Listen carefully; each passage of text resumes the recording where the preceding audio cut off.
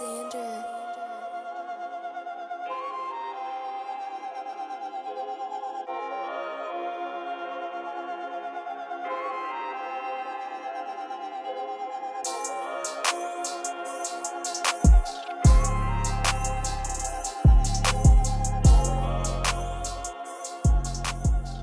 Hello, everyone. This is Sirr's Movies, the official podcast of SirWalker.com. I'm your host, Sterling Woods, and today I'm joined by Evan Todd-McCoy. Welcome to the show. This week we're going to discuss what we've seen over the past week and follow that up with an in-depth review. This week's movie is M. Night Shyamalan's Glass, which is actually on track to break $50 million this weekend. We'll see. We'll discuss our takes on it a little bit later. You can find more episodes on Spotify, Stitcher, Pocket Cast, and pretty much any other podcast app. And you can contact us at sirsmovies@gmail.com or follow the Sir's Movies Facebook group. All right, so let's like I said, that's what we're gonna get into this week. Let's start by just kind of discussing what we've seen over the past week. Have you seen anything interesting? I know you haven't been watching. You told me you haven't been watching movies, but what about TV? Yeah, I've been watching some TV. I've been hearing for a while now that like The Leftovers, Damon Lindelof's HBO show, was like super duper good, and I never tried watching it when it was new, and so I got my hands on the first season and tried to give it a look. I didn't realize like Justin Theroux is in it, like I didn't know, and it actually is pretty good. It's sort of the key to it, I think, is that it's meditation on depression, but it has a very specific quasi supernatural hook. And it feels a lot of the time like everything that was good about Lost storytelling when it was at its best has been transmitted into The Leftovers, at least so far. But I have heard that the show gets pretty crazy and has as many people that really hate it, especially by the end, as people who love it. So I'm kind of curious how that's going to go when there's only 3 seasons of it. Have you ever watched it? I've heard awesome things about The Leftovers. I've seen the first, I think, 4 episodes. I just never got around to finishing it up. Like I say, it was good when I watched it, but there's just so much other TV. And like I say, everybody raves. I've seen people just talk about how good The Leftovers is. And I know it's good in theory. I just got to go back and finish watching it. But, like I said, apparently you like it. I definitely do need to go back and check it out. Right on. Yeah, we made it just past you, so we got to episode like 5. We haven't continued yet, so I think that I'd be more hesitant to get into it too if it wasn't a finished show.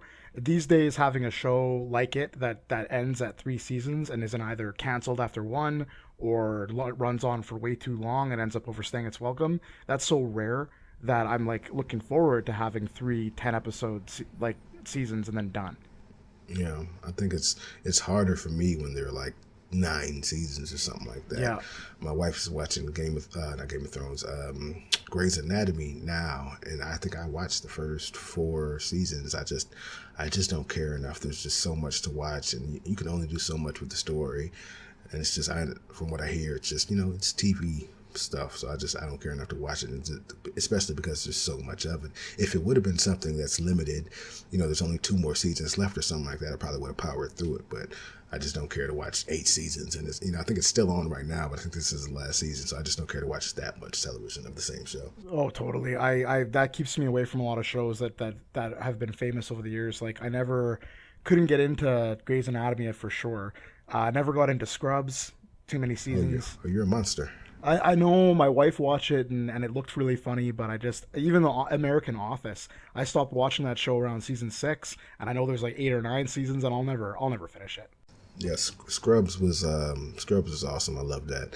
I watched all the episodes. I even watched when they switched to a new hospital or something like that. I know because I believe they switched networks. And it was terrible, but I still watched it because of just all the love that I had for Scrubs. The problem is they ruined what was a perfect, like the final episode of the regular, when they're at the same hospital, the final episode of that was absolutely perfect. That's the second best series finale I've ever seen, and then they ruined it just because I know that's the thing. When people love something, they want you to bring it back and keep watching it until it's terrible. But they should have ended that when it was at the perfect ending. But you haven't seen it, so I guess we can't really discuss that. But what else have you seen over the past week? I've been watching this show called Future Man, which is a Hulu original produced by Evan Goldberg and Seth Rogen. It stars Josh Hutcherson. From Hunger Games. Yeah, and almost Spider-Man. When Andrew Garfield got cast for Amazing Spider-Man, he was the runner-up. I think he was closest in the running.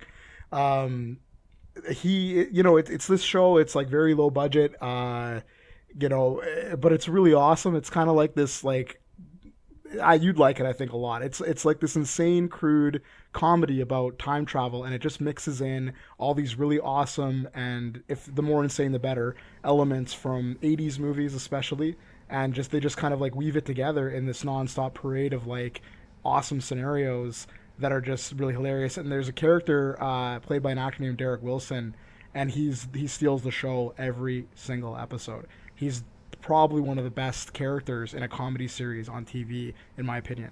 Wow.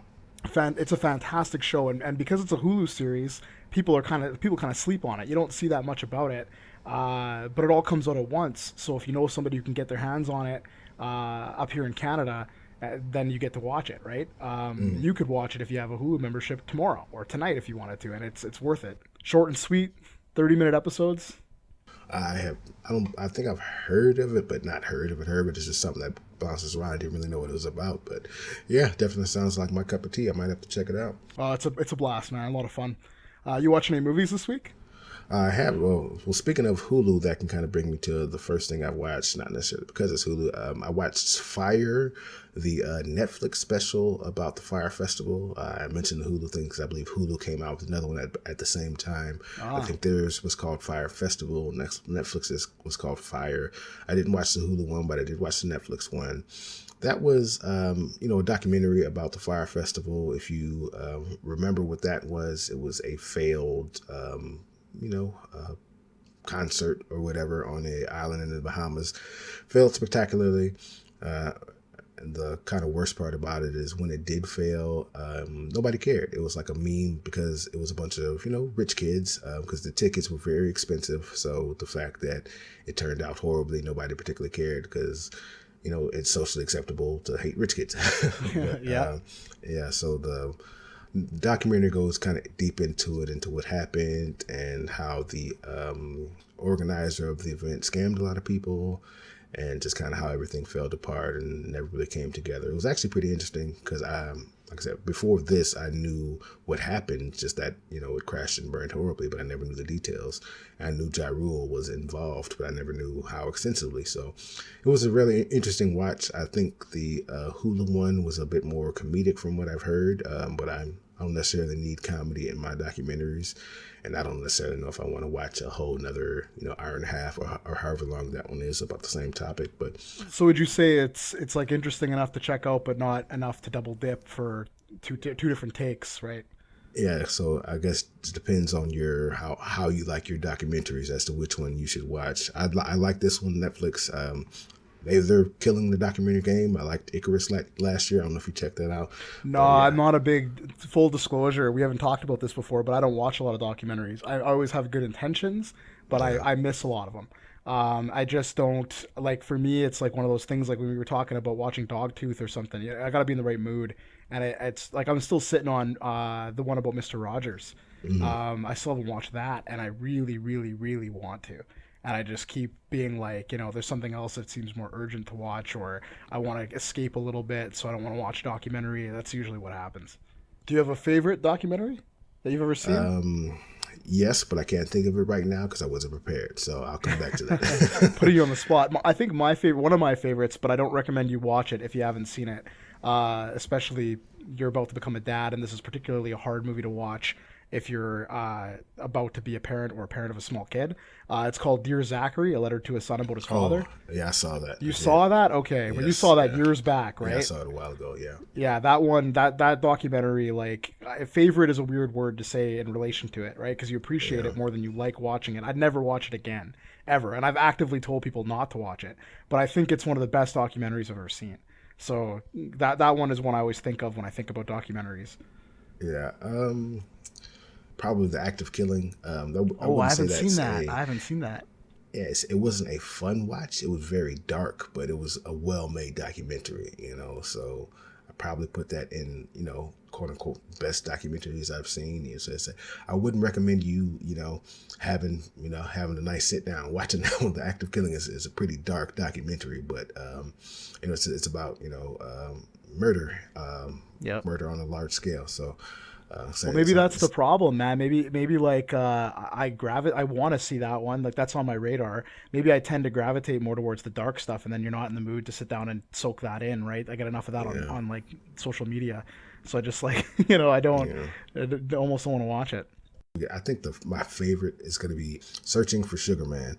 That documentary about a guy, what's his name, Rodriguez. He's he was a musician in the 70s. He came out with an album, and for all that he knew, he just kind of faded into obscurity, didn't have a good career, and just became a regular guy.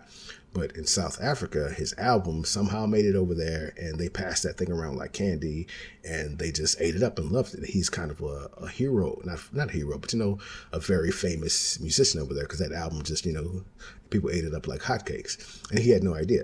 So the documentary is basically about that, and he finds out, they bring him to South Africa and hold a huge concert. It was moving, it was awesome. I actually bought the soundtrack to that one because the music is awesome. So that was probably my favorite one. That's the one that stuck with me the best.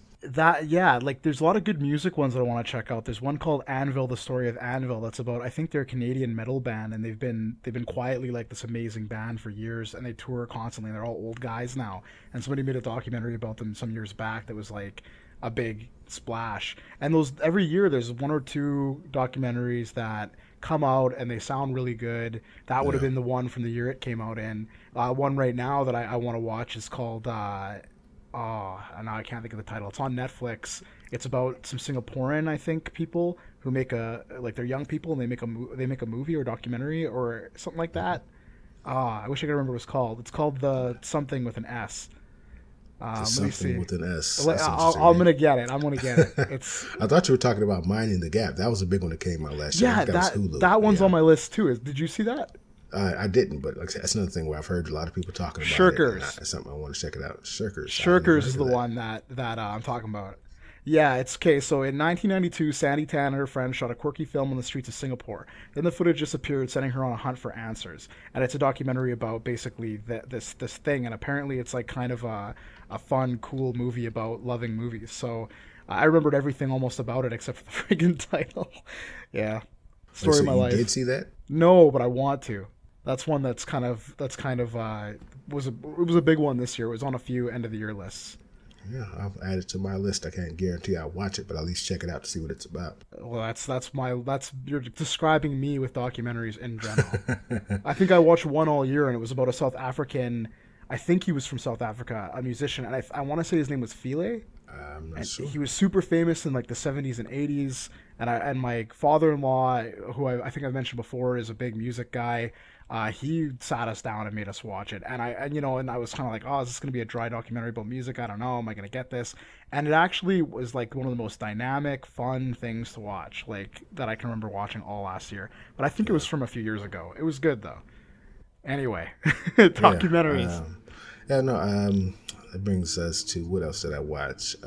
Speaking of Netflix, I finished You. I think I started talking about that last week, but I actually finished it up. Did it stick the landing? Was it good in the end? I thought it was more interesting than good. I put it like that. I don't know. It went to very off the wall places that I don't know that I cared for it to go. I thought it would be a little bit more grounded, I guess is the word I'd use. I thought it would be one type of show, and it didn't end up being that type. And it was still interesting, but I don't know that I care to see a season 2 of it. I put it like that. Fair enough. Does it feel like there's going to be one, or? Yeah, I definitely think there will be because it got a lot of buzz. Right. I mean, even it's hard to talk about without going into spoilers. So let's just say it really does kind of hook you at the very end, and it makes you want to watch a season 2. But so much of the middle stuff was so I guess kind of so off the wall that I don't know that I'd care to see a season 2, even though I want to see it. I don't know if that makes sense, but Yeah. it's not my most eloquent dialogue, but I did No, finish it, so I mean, you're trying to talk around something you don't want to Yeah. spoil, and the very little I know about that show, it's the kind of show that like probably relies a lot on twists and turns, right? So A little bit, a little bit. yeah. Okay, I think that's it for what we've been watching. I do, just before we actually get into the review, want to talk a bit about film news over the week. I guess since we were talking about Netflix, there were two big kind of news things that broke. I think we talked about before Netflix raising their prices. I don't know if we discussed it actually on the podcast, but I know we talked about it.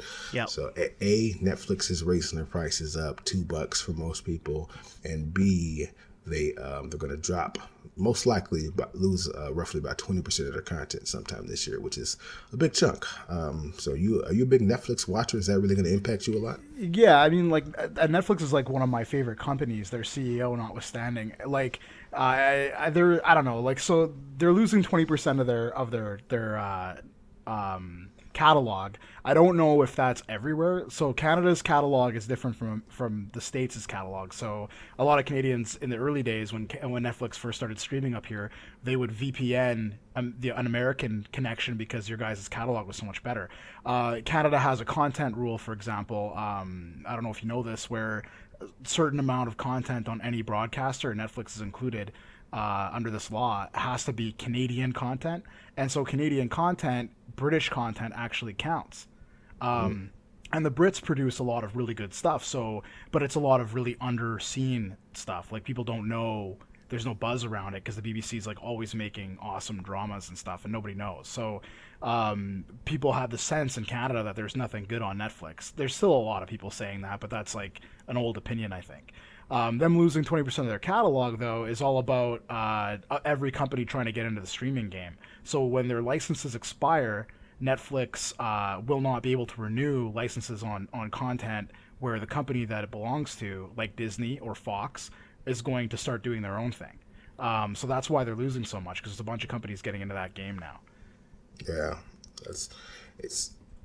that's why I kind of did some deep diving, and their model is more about keeping subscribers than necessarily getting new subscribers. Right. Because it made no sense to me that they would spend $200 million on that Scorsese movie. That's a ridiculous amount of money, considering you're not going to get 100,000 new subscribers when you make a 200,000 movie. That's just not how it works. It's just Right. Some people are going to watch it, some people are going to talk about it, and that's going to be pretty much it.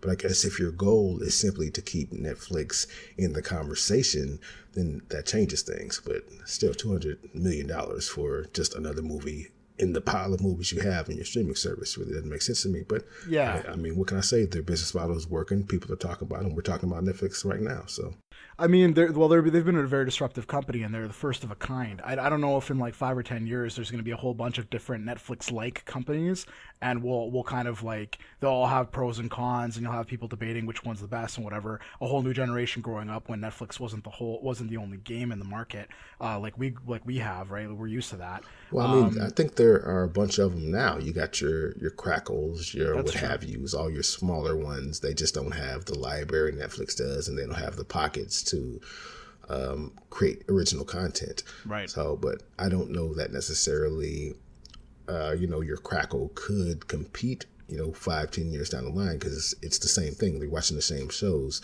Yeah. The reasons why your Hulus and your HBO Goes and all that kind of stuff can compete, because they have their own original content from their own networks. Hulu has live TV, well, not live TV, but brand new TV, and they also have movies and stuff, which carves out their niche. Netflix has, just a vast library of films and TV that came out a long time ago that you want to watch nostalgic about, and they have original content.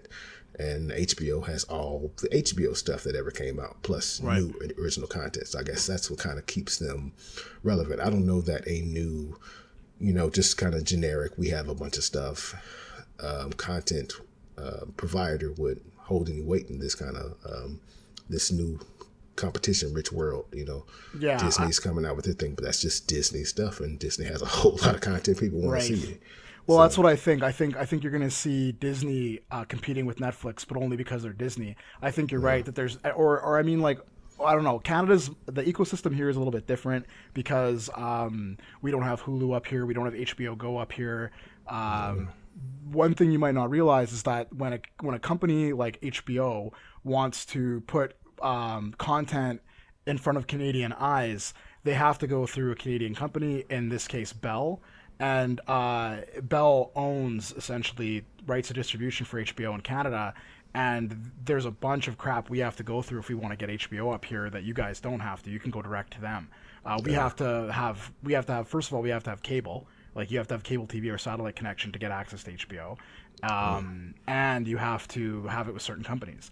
And it's expensive because it comes packaged with a bunch of other like movie channels that have HBO content. Sometimes they're not even dedicated HBO channels. I think some of that's changing, especially in certain parts of Canada. But I haven't had cable in something like 7 years, so I haven't kept track. One thing I wanted to say about that though is Netflix. One of the reasons why I like them and what you're talking about with them not looking necessarily to infinitely capture new subscribers all the time. I feel like they can see the writing on the wall. They understand that this perpetual growth model that everybody's doing all the time doesn't actually work. There's only so many people in the world, and they're not going to be able to get everybody. They grew to a point, and now it's about keeping people by pivoting essentially into let's keep subscribers based on Netflix original content, stuff that we're making, and they've been working on building a solid, reliable brand for that for years, with mixed results in some cases. But that's kind of what they're after. They're not looking to like every year, every quarter be, up 200,000 more or 2 million more subscribers. Although yeah. I do kind of think that they might be able to break out into countries where they're not present right now, and that might be a way for them to grow a bit in the future. Indeed. Okay. Well, I guess that'll bring us to our last piece of film news for the day. I would say "quote unquote" news. I don't know necessarily if it is news. We knew Game of Thrones season 8 was coming out, but they've officially stated the release date is April 14th. So, are you a big Game of Thrones fan? Are you looking forward to Yeah. Yeah, it's very excited. I'm one of those guys who, when I'm really into something and I know it's going to end, I'm always like, as long as I live long enough to see what happens on Game of Thrones. And I remember when like having that same feeling like many times where I was like, as long as I make it that far, which is silly, but it's like one of those things where you're like, you hate to die without knowing who's going to sit on that throne, if anybody. Indeed. So, what do you think of season 7? I liked it quite a bit. I mean, I almost wrote. I was writing a blog post for my blog called "Living with Late Stage Game of Thrones," because I remember when season 7 was coming out, and there was a lot of whining, people calling it fanfic, and just a lot of like a lot of hot takes, like we were talking about earlier. And they were they're you know they're I thought a lot of them were invalid. They're like based on kind of like just people passing on memes about this or that thing and sort of not meeting the show halfway and just looking for things to complain about. So I was going to write this really lengthy blog article about that issue and my argument about why the season seems fast, why there's a lot less interstitial moments and it's a lot more plot driven now. And I like kind of a whole like sort of theory about what the show is trying to do as a story. And it took so long to research it and write it that by the time I was done, the season had been done for 3 months, and I was like, okay, screw it, I'm not gonna finish this, whatever. The moment's over. So yeah, I mean, I loved season 7. I love the whole show. There are problems with it. There are a few things that I would particularly point out were better in the book and shouldn't have been changed. But generally speaking, I'm pretty good with adaptations making a lot of changes, so that stuff doesn't bother me. And I just think the actors have all been great. The writing is usually good, all that kind of stuff. Gee. All right. Probably the same for me. I think the last season was probably the weakest, just because of the timeline issues. It takes away from the engrossment in the story, or what have you, just because that shouldn't have happened that quick, and it's happening for story reasons.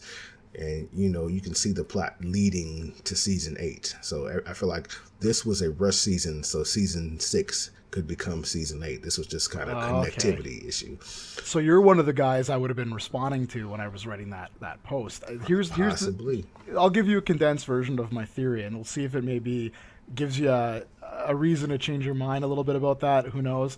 I don't know if you'd feel the same way if you rewatch the show. If you have, I find that Game of Thrones in general, every season improves on the second viewing. But my theory is that if you look at Game of Thrones as one, say, movie or one book, it has like a plot structure, and the structure, the part of the plot diagram we're in now is climax.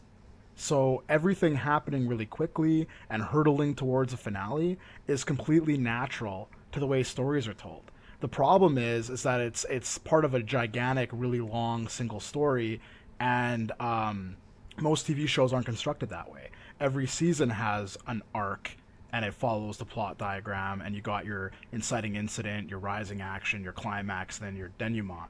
And there's one of those words, by the way, that I didn't know how to pronounce for a long time. So in Game of Thrones as a show, it's all one cohesive story. And while the show writers have tried to kind of have every season sort of follow like an arc, every season has a climax. Usually happens around episode 9, as a whole story following a singular kind of mega plot. I feel like last half of season 6 and all of season 7 have been pretty much boom, boom, boom, boom, boom, climax. And they don't need to show us people traveling over the whole of Westeros anymore because we've already seen it. So they can just skip to that. They can get into scenes late and leave them early, with a lot less world building to do than they used to have to do. Because we used to spend a lot of time just getting us to understand who these families are, what the situation in Westeros is, like what this culture even looks like, and now they don't really have to do that anymore. So the show feels a little bit more like lightweight than it used to, which bothers some people, right? I guess it bothered you, or maybe I'm misdiagnosing here. I don't know. Well, we've been going on far too long about this, but I'm going to give it 2 more minutes because this is a completely unfair analysis. This is unreasonable, but I'm going to say it anyway.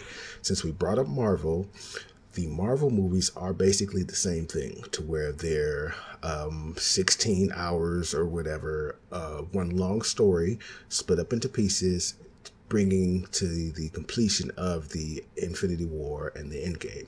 And the movies leading up to Infinity War didn't feel like they were rushed or they were squeezing in unnecessary bits just because they had to be in Infinity War. As I said, it's unfair to compare a movie to a TV show split over 8 seasons or whatever, but the Marvel did it better. I feel like it's a cheat to say, well, this is leading into season 8, so of course things are going to get cut off and squeezed, and because we don't need it as much, blah blah blah. That's an opinion, but Marvel didn't do it that way. No, so, I'm more saying that but Marvel, we never know when it's going to end. Infinity War is not the end. Everybody's acting like Endgame is the end of the Marvel Cinematic Universe. I've seen that take a lot, and it's not. It's not at all the end of the Marvel Cinematic Universe. That shit's going to go on for like as long as they can possibly keep it going. So it's still different. It's going to be the end of certain characters. That's true. You have to write it to give them a proper send-off while at the same time introducing the other characters or developing the other characters that are going to push Marvel forward once those characters are gone. So it's not like it's not as hard because it's going to keep going. It's still a complicated piece. And I highly doubt we're still going to get the last 2 of George R.R. Martin's books because I think he's just got so much money he doesn't care to write them. But I don't agree with that. I know it's unfair to say, but still, I'm saying that theoretically, the last 2 books will be a wrap-up of it, but if he just felt like writing a next book in that series, he could start a new series or chapter, whatever, in the same universe, the same way Brandon Sanderson does. It's a different story, but in the same kind of universe. So I don't think it's fair to say it'd be a conclusion that way as well. As somebody who's tried to write novels, like, people don't appreciate what a ridiculously difficult task George R. R. Martin has to do to end these books. Brandon Sanderson's kind of a freak in nature, so there's not that many writers out there like him who can pound out a book that feels like I think he has some issues with things being sort of samey in his books, but he's really prolific. There's no two ways about it. He writes books fast, and they're different enough from each other that he doesn't even get criticized like Stephen King does, where a lot of people would say Stephen King has written the same books sometimes like 7 or 8 times or whatever, right? Because he kind of uses similar plots or similar themes over and over again. But yeah, I think what Martin's doing is so fucking hard that that's why the books haven't arrived yet. And even he doesn't even appreciate how hard what he's doing is sometimes. So he'll say things like, "Oh, like this will be done this year," and then, "Oh no, it's 2 years later." That's kind of what I think about it anyway. Yeah, well, we're 40 minutes, and I don't want to get too much into a deep dive. Yeah, we're book clubbing. We're book clubbing again. True story, but okay. I mean, I think we've done enough. We can actually dig into our review now. I've been waiting on this for since I saw it last night. I've been just excited to get to this review. So without further ado, let's talk about M. Night Shyamalan's newest movie, Glass. It's amazing to meet you. It is simply extraordinary. Maybe this will all make sense if I explain who I am. My name is Dr. Ellie Staple, and I'm a psychiatrist. My work concerns a particular type of delusion of grandeur. It's a growing field. I specialize in those individuals who believe they are superheroes.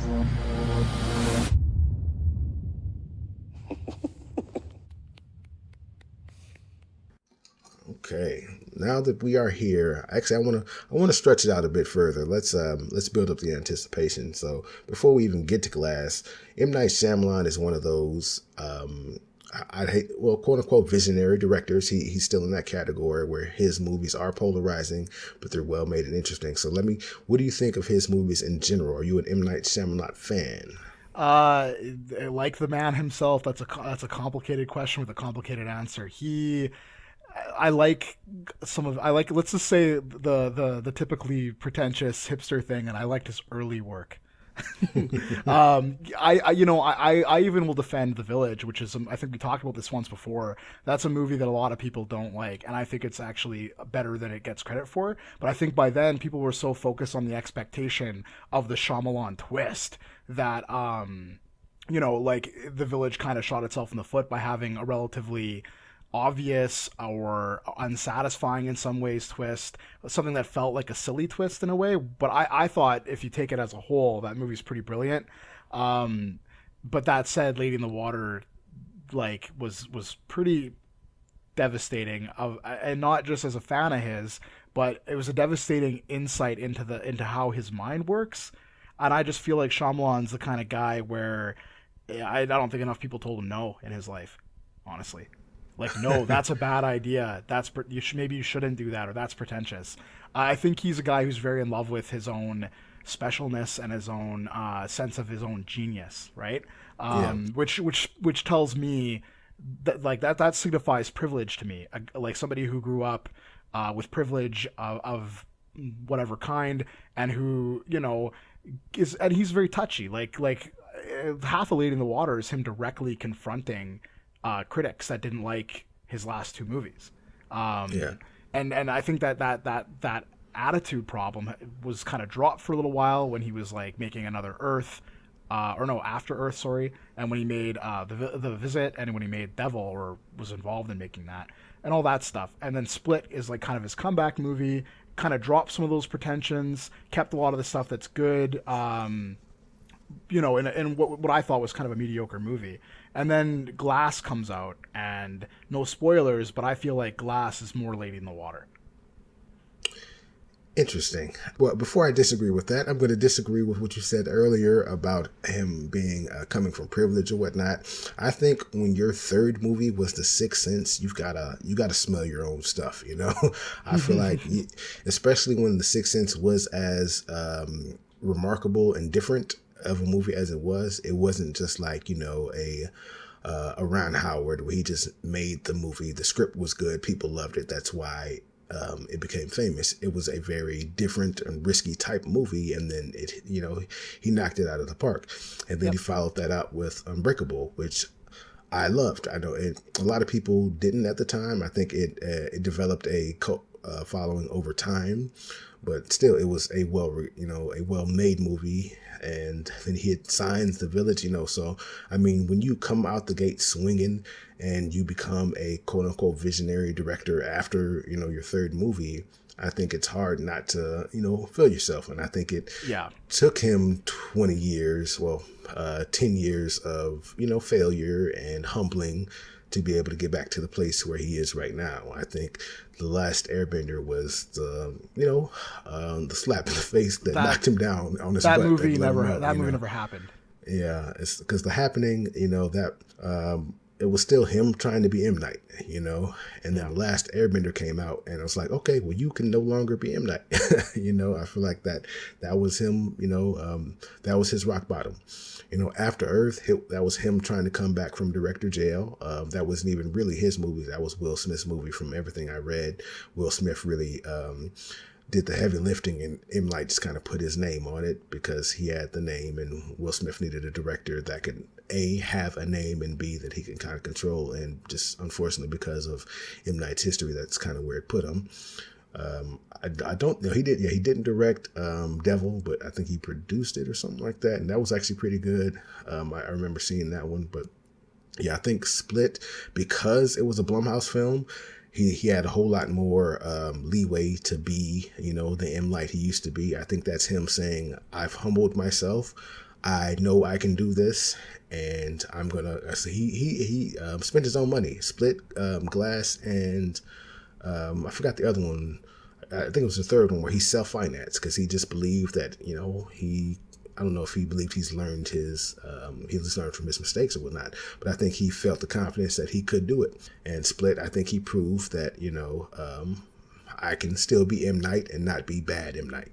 Like I said, I didn't particularly care for Split. I think we talked about that earlier, especially I think I was lukewarm on it, and then the end completely soured me on it because I loved Unbreakable so much.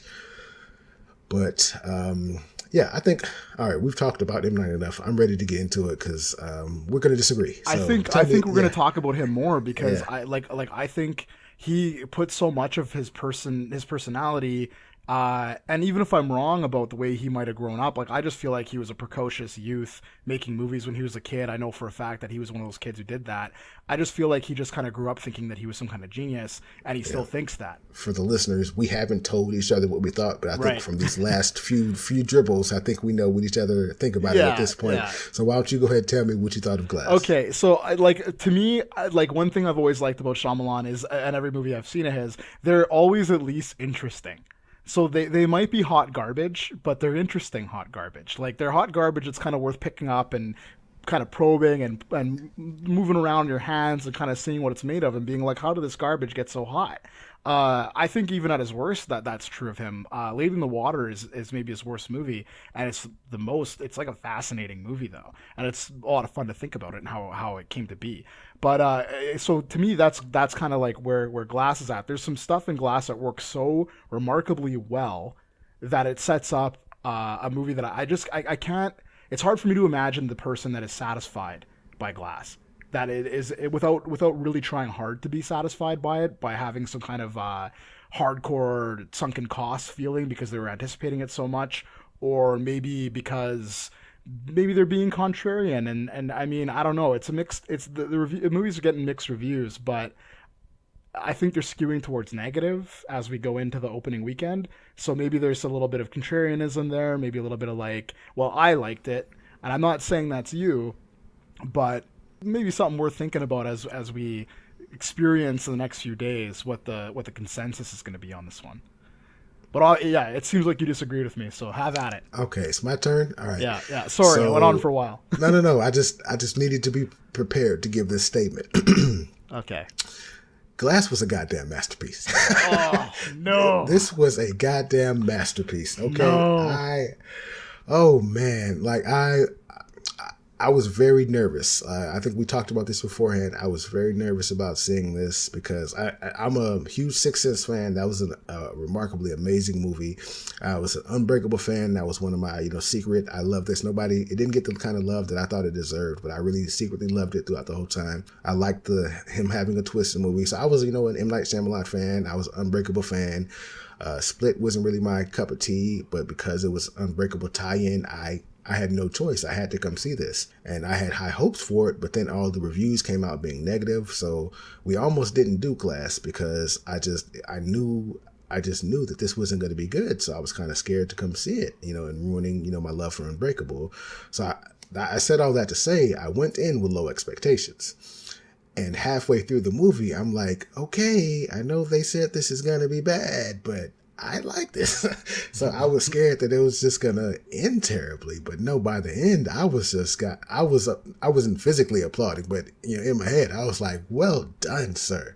I say masterpiece, and I think it may come off as an exaggeration, but that is a word I would use to describe this movie. It was a masterpiece. I'm shocked. I got a smile on my face right now. I think because after you left the theater last night, you sent me a message saying I can't wait to talk about this. Yeah. And in my head, because I guess that's why I'm surprised by the last few minutes. Because in my head the whole time I was thinking, oh, he loved it as much as I did. We're just gonna have a love fest for this movie. Oh. But apparently not. Because I walked out of there. It was just I was applauding. I'm not gonna get into spoilers. We're gonna have to really dive deep into this one. Yeah, spoilers. Yeah, I'm gonna tear you apart. Yeah, we're gonna have to dive deep. But just the movie in general. All right. So for those of you who don't know, I'm gonna spoil the premise of Unbreakable. It came out 19 years ago. So if you haven't seen it, I'm sorry. The statute of limitation is broken. So Unbreakable. Bruce Willis, he's at the very, very beginning of the movie, you find he's a survivor of a train crash, and everybody else on the train died but him. He befriends Samuel Jackson's character. Just the story develops, and he kind of talks Bruce Willis into believing he has superpowers. And by the end of the movie, you find out Samuel L. Jackson orchestrated the train crash as well as other mass death events because he believes the world has superheroes in it, and he was trying to find one. And by surviving the train crash, Bruce Willis proved himself to be one of those type of people in Samuel L. Jackson's eyes. And Glass, completely, unrelated to that for 95% of it. Split. I'm not going to spoil it. It's still a couple years ago, but, don't want to give it all away. 3 years doesn't quite pass that statute of limitations. But yeah. James McAvoy has split personality disorder, and his different personalities have different attributes, and one of them kind of is possibly a superhero or supervillain type character as well. And at the very end of the movie, Bruce Willis is shown to be in a diner, showing that those two worlds are tied in, and you had no idea about that until the very end. And I felt very sour on that at the time because I thought, well, this is completely unrelated. How dare you make this part of the Unbreakable universe? I built all that up to say this movie involves all three of those characters. It's actually kind of a small movie. It takes place at just I think 2 different locations. Three. Yeah, and it's downright a low budget movie. Yeah, so it takes place at only 3 locations. So it's a very small movie, but it involves all 3 of those characters, and in my opinion, it ties them all together incredibly well, and quote unquote wraps everything up in such an unexpected and such a well-crafted way. I understand Unbreakable came out 19 years ago, so you've had 19 years to write the script, and I feel like every second of those 19 years was spent writing this, because this was well made, in my opinion. I don't want to give too much away in spoilers, but I do kind of, before we get there, I want to talk about the movie, highlight what you liked about it, what you didn't. So, you got your wish, though. This is the episode where I'm the hater, because you were saying before, you don't want to be the guy who hates everything. Well, here we go. Yeah. But I wouldn't say I hated it. I liked a lot of it.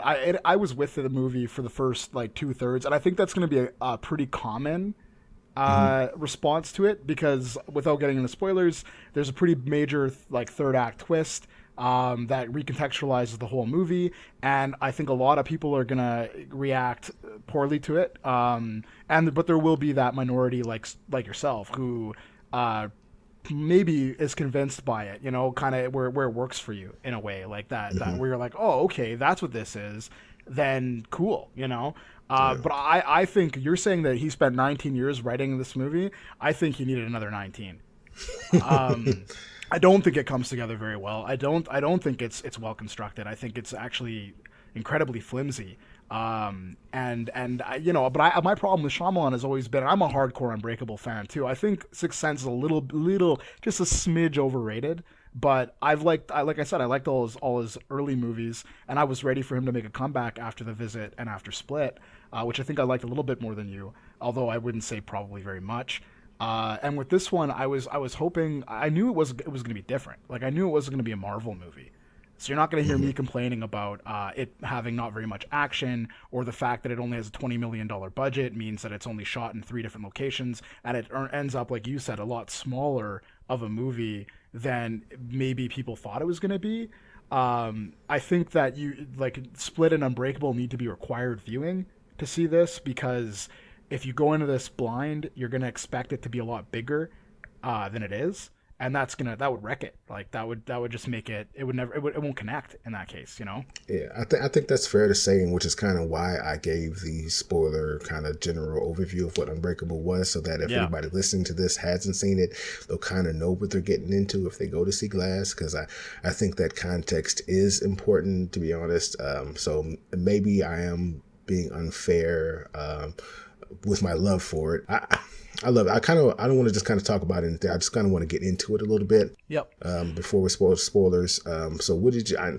It's not a spoiler to say that James McAvoy had different personalities in here, but I think we talked earlier about not Black Mirror, but Orphan Black, to where Tatiana Maslany played different characters. So what do you think about James McAvoy putting on these different personalities? Do you think it did well? Was it believable to you? Yeah, when I was hoping you were going to ask me about this, because one of the things I think about Shyamalan is that he doesn't play to his strengths. One of the things he's really good at, and it's true of every movie he's written, is he's very, very good at showing empathy, and how empathy works, and how empathy can be a way to work through trauma, a way to heal, and a way to bond people together. Every single one of his movies has that right down to its bones, even Lady in the Water, which I would argue is maybe where that's the most front and center.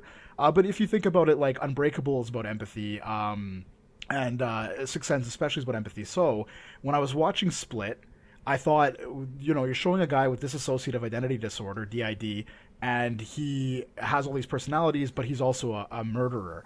I found out later that he's based on a real guy, but at the time I thought it was exploitative and in poor taste, so I couldn't really get into it, even though McAvoy was super good. It felt like vanity to me. And then later, when they did the whole Split Unbreakable reveal, I was like, oh, this is in the goofy, like not as goofy as Marvel, but goofy nonsense made up, like kind of fantasy world of superheroes. So maybe it's okay that it portrayed DID this way.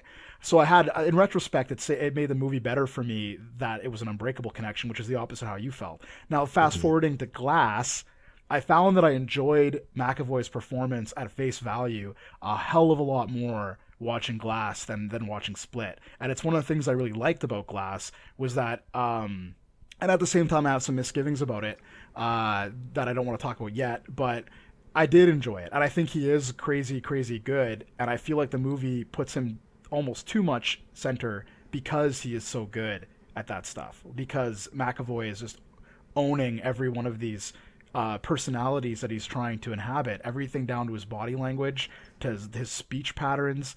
It's like a master class of a performance. And I didn't think that when I saw Split, but I kind of want to go back and watch Split again and see if I feel like it's there too, because it definitely isn't Glass. Like, he just knocks it out of the park. Yeah, I think I had that same thought after I listened to reviews about Split. I I didn't care for it throughout the whole time, and then once I found out it was an Unbreakable reboot, that soured me on the whole thing. But listening to reviews after the fact and reading them, a lot of people said that it made them recontextualize the whole movie up to that point, because up to that point you didn't know you were watching a comic book superhero movie, so it made you feel a certain way about it. But when the fact that it was a comic book movie the whole time, that's his, M. Night twist. It makes you recontextualize it. Basically makes you watch the movie twice.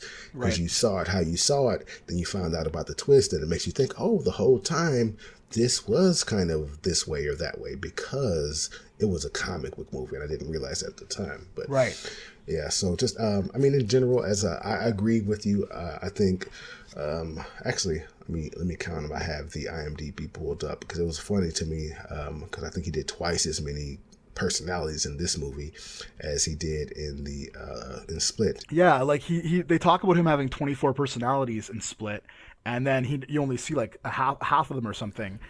So I was always like, did they get that number right? Or maybe in the script it was supposed to be 24, but they just never had time.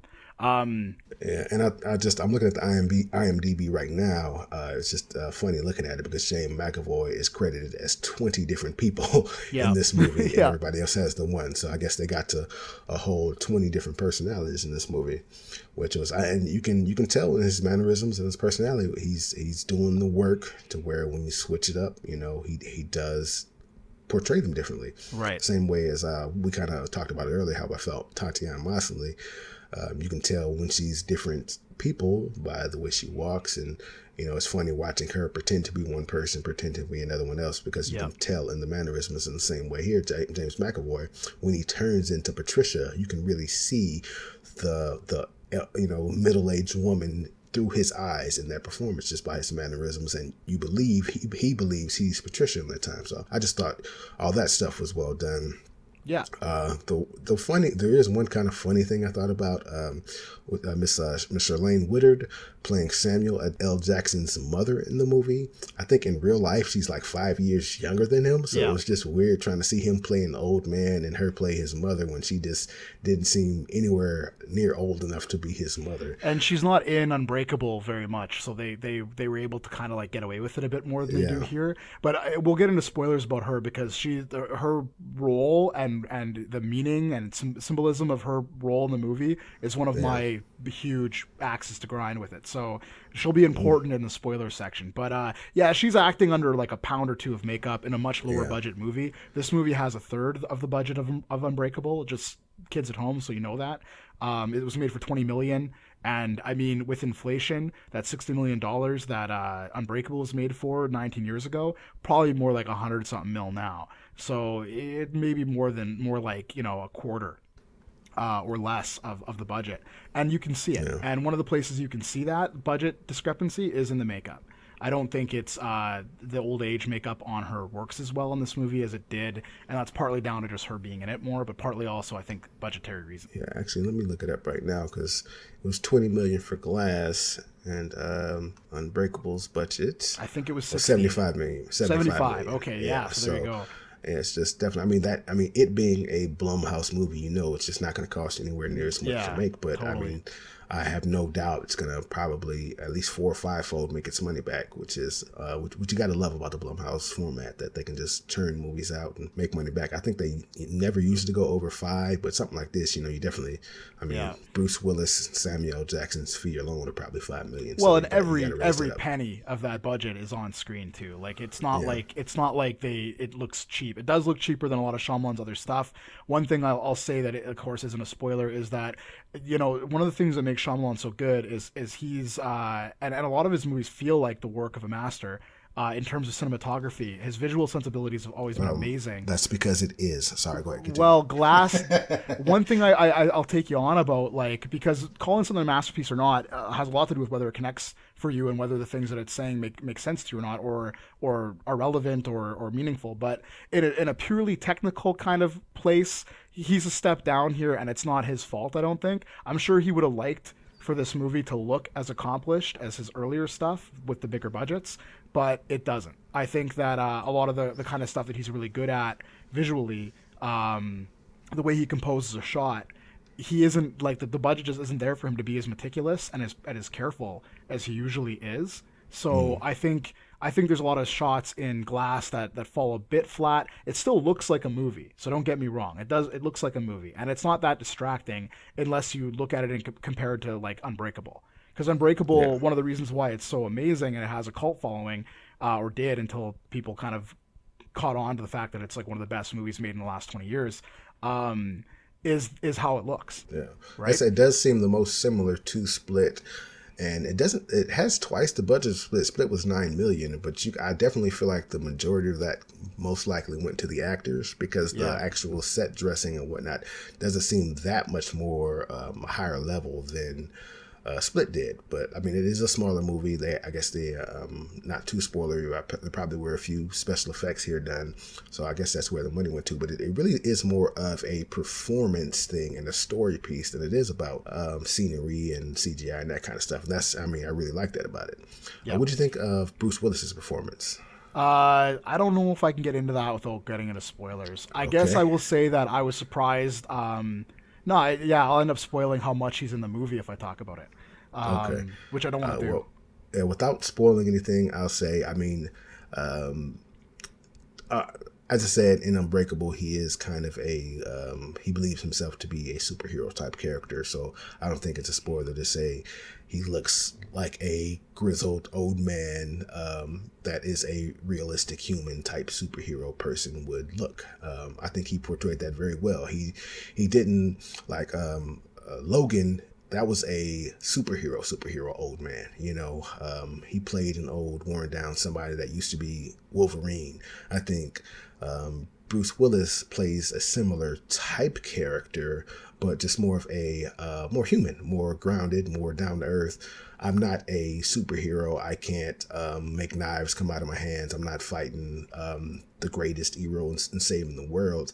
Just more of a grounded, hey, I just, I help people out. I'm just a regular friendly neighborhood superhero to bite from Spider-Man. All right. So I don't know. It's really hard to dig deep on this one without getting into spoilers, but I did want to have a section just to people that are interested. I'm going to go ahead and give my opinion. I really think it's quite enjoyable. I think if you're a fan of Shyamalon, you kind of know what you're getting into, you're going to love it. I loved it, and I definitely recommend it. What about you, Evan? I think that it's probably going to be the most frustrating movie of the year. When it's good, it's really good. But like I said before, Shyamalon doesn't know how to play to his strengths. There's some thematic stuff in this movie that works really well and could have carried the movie, and it would have ended up being every bit the masterpiece that you think it is. But at least, to me. But it just, I think it flies straight up its own ass and never really comes back out again. So that's my big problem with it. I always like a movie to be complicated and weird. So it's not that, but it's just like, when you have half of a really good movie and then the rest is batshit, that's always worse than when you just have a movie that's just straight up bad the whole way through. In some ways, to me, it's definitely more frustrating. So I'd say it's a frustrating experience, but it's probably worth seeing just to see what all the fuss is about. All right, there you have it. So without further ado, from this point forward, spoilers for Glass.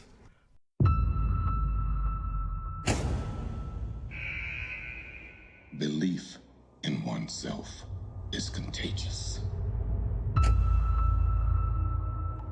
We are part of something larger. We are fighting for the broken. All right. Here in spoilers, the first thing I want to talk about before we get into deep, the first thing that kind of threw me, that kind of took me out of it a bit, was M. Night's his cameo or whatever in here. Yeah. I know he used to do that in all of his movies, and I guess I kind of forgot about it, but it just seeing him in there just kind of took me out of the movie a little bit. What about you? What did you think about it? Oh yeah, like it wasn't quite the stunt that he pulled in Lady in the Water where he writes himself as a messiah.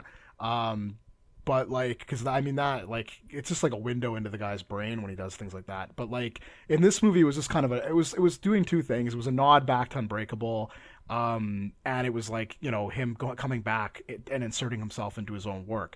Which when a filmmaker does that, there's some stuff going on that isn't necessarily being thrown out there and obvious. But leaving that aside for a second, because I don't necessarily want to speculate too much about what's in Shyamalan's mind when he does that.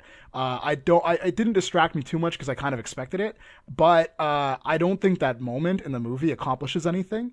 I think, and this is a movie I think could be 20 minutes shorter than it is, as it stands. And I almost never say that about movies. I almost never want them to be shorter than they are. But in this case, I think it's a bit bloated, and a scene like that accomplishes nothing. All it does is remind you that, Unbreakable existed, and I wrote myself into that one too.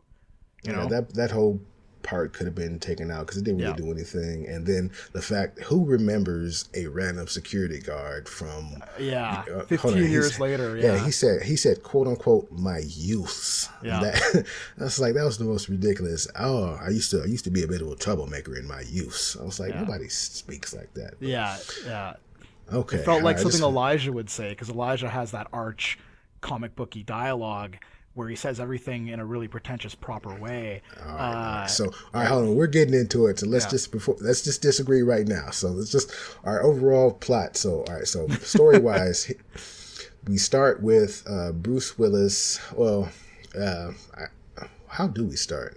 Well, let me start. So here's a quick summary, just so we all remember the movie if it's been a couple days since we've seen it.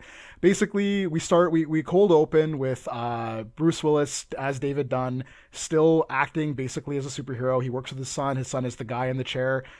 Same actor from Unbreakable, which was impressive because that guy hasn't really been in much since.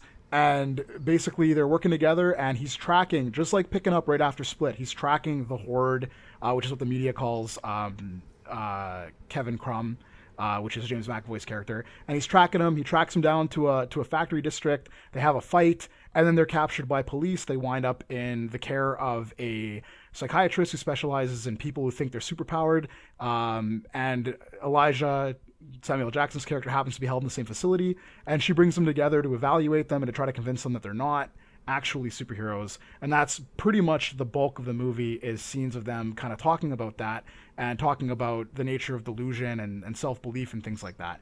Then the movie takes a hard left turn once everybody kind of escapes and have a big confrontation. And we'll talk more about that later, but that's pretty much the movie.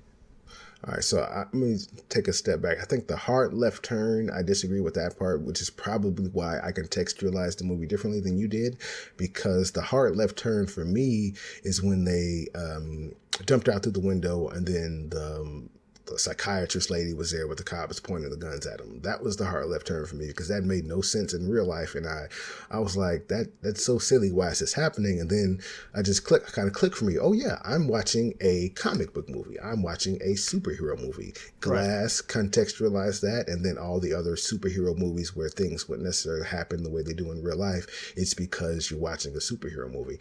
And I think at that point, once you realize what you're watching, that changed it for me. So I guess when that twist came, had I not, if you don't know you're watching a comic book movie, which I don't know how you wouldn't have at that point, because as you said, it's been said 62 times, you're watching a comic book movie. If you hadn't realized that, then it would probably be a hard left turn to you, be kind of weird, but it really worked for me. But sorry, go ahead. No, I bought that. Like that was my attitude the whole way through. So the thing I didn't like about the third act wasn't that it gets ridiculous, because ridiculous is good. Like I said, having understanding that Split was in the Unbreakable universe made me drop my issues with how psychiatry and with how DID were portrayed in Split, because I understood that Shyamalan was doing that in service to this kind of like broader supernatural universe that he's trying to create, right?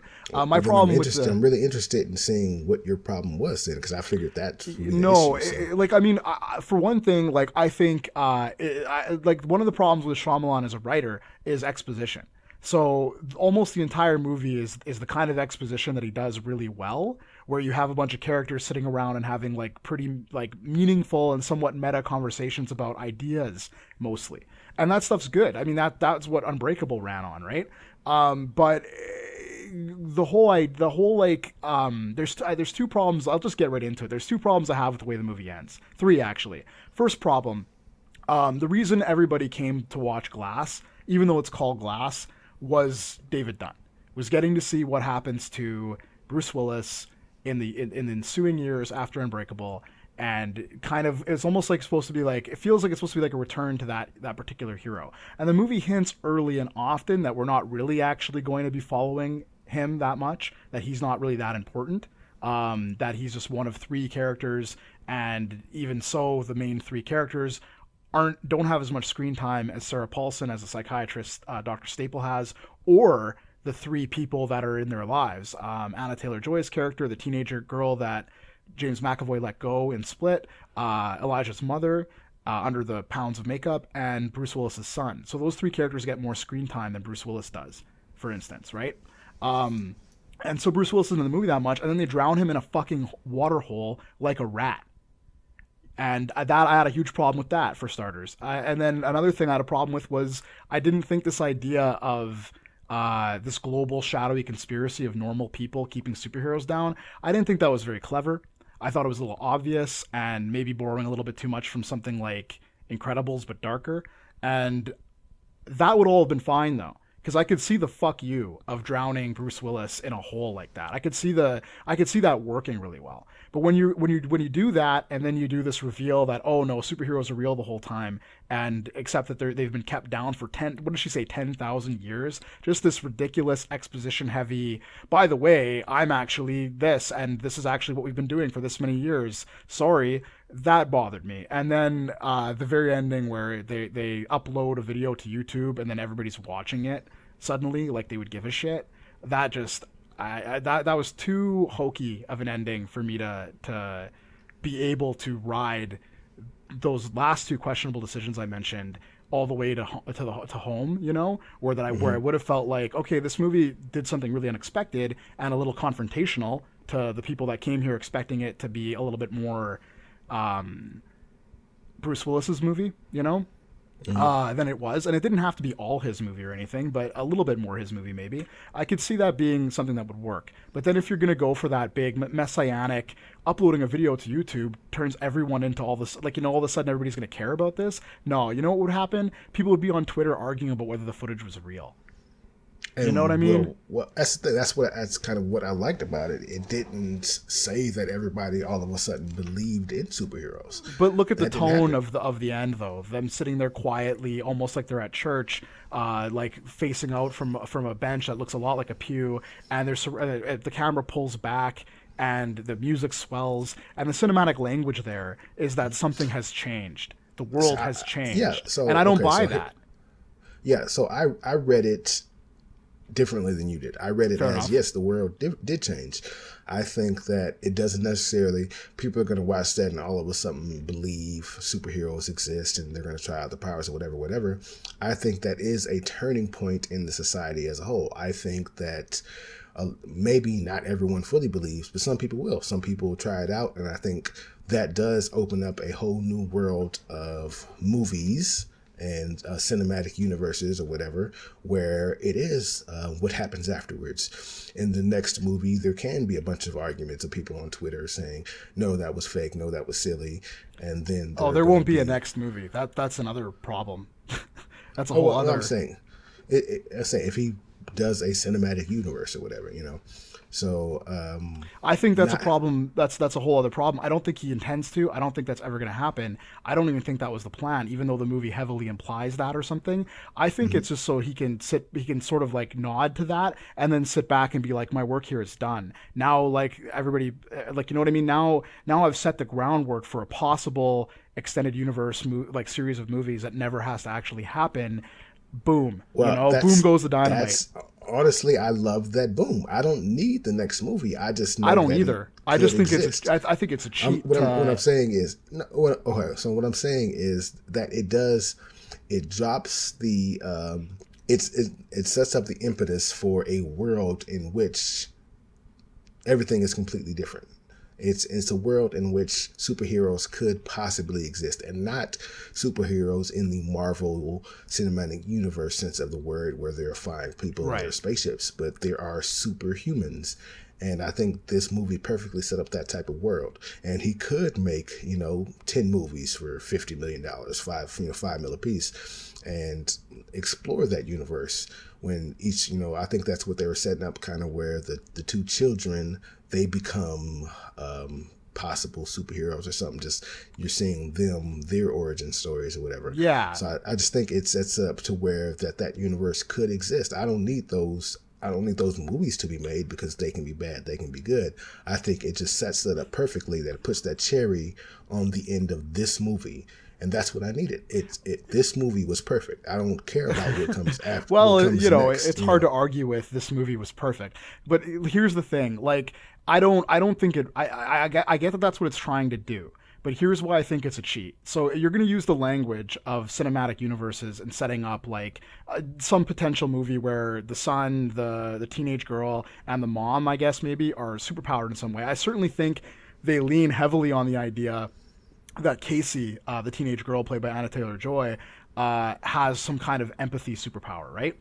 They lean on that, but they don't quite go far enough with it for me. But that's a nitpick. But I would be fine if it was just the two of them too, the son and her at the end. But then Elijah's mother, the enabler, is there. I think the story between Casey and Crumb is complicated enough that you can get away with the idea that, he's a person who's trapped murdering people, even though half of his personalities don't want to, and she's reaching out to the one personality that maybe is the real one that can control the others, that can bring him back like Darth Vader, But I don't see that in Elijah's storytelling, or a storyline. Elijah is a mass murderer, an unrepentant mass murderer who killed people to make a point. He's like a narcissistic psycho. And his mother is a complete enabler. And she doesn't deserve to be on that bench at the end of the movie, and shouldn't be there. And she I just don't like. To me, that's like a major like. It's like the movie's so in a rush to like argue that we should look inward and see ourselves as special and expect special people to try to or want special people to sort of reach up and be special and not be like pulled back down into the crab bucket, which is a similar theme to Incredibles. It's in such a hurry to do that it forgets how much of a monster, in particular, Elijah is. Like, the one moment in that movie that's genuinely horrific is when he kills that orderly, and there's no justice. There's no moral balancing to that. All right, so I think that's where the biggest issue, I guess, in our viewing of the movie lies, is just how you read certain things. Because I didn't read her like that. Well, yeah, I would say she's an enabler, but she didn't do anything in this movie that was bad. She loved her son. She went to visit her son. She didn't help him escape. She didn't, encourage him to be a killer or whatever. She just loved her son, and she's the same, a lot of mothers whose children commit murders or commit crimes. They're going to say, well, I still love my son on TV and in the news and crying and whatnot. They're not, I didn't think she was portrayed as somebody that, was helping him to be a mass murderer. I don't think she, they read blueprints together. I just think her son was a special child who he was special needs as a child and throughout his life. So she has that strong motherly connection to him. And, hey, my son didn't do a lot of good things. He did a lot of bad things, but he's still my son and I love him, kind of thing. And I think that's kind of how she was portrayed. I don't think she, did anything particularly wrong. So then at the end of the movie, I think she's just kind of the, mother character to them too. She's the kind of guider or whatever. And, as I said, I feel like that could, the movie itself sets up a universe where they could be some kind of a team or whatever. Like I said, I don't need to see it. I don't know how it would realistically be fleshed out. But the movie that I saw ended in a way that led that to be a possibility. I just don't think it earns it. And like my problem isn't like I can see that Elijah's mother's the intentions, everything you're saying, your read of it, I can see that as the intentional. Like, I think Shyamalon would be nodding his head along with what you're saying. I can see that that's his intention. I just don't think it's executed well. I think the movie needs to spend a little less time telling us over and over again that comic books are an extension of like real history, because they make that point so many times. I'm like, was this for people that may be on their phones while they're watching the movie? Like, I don't know. That's like a separate bit of like shade I want to throw at it. But like my point is that it needs to come down harder on some of this stuff. It needs to show her take a moral stance against what Elijah does in some sense, even if it's minor. But she never ever does that. She's always. Well, she might not be reading the blueprints, man, but she never tries to stop him either. Well, you don't see that. You don't know that. She didn't.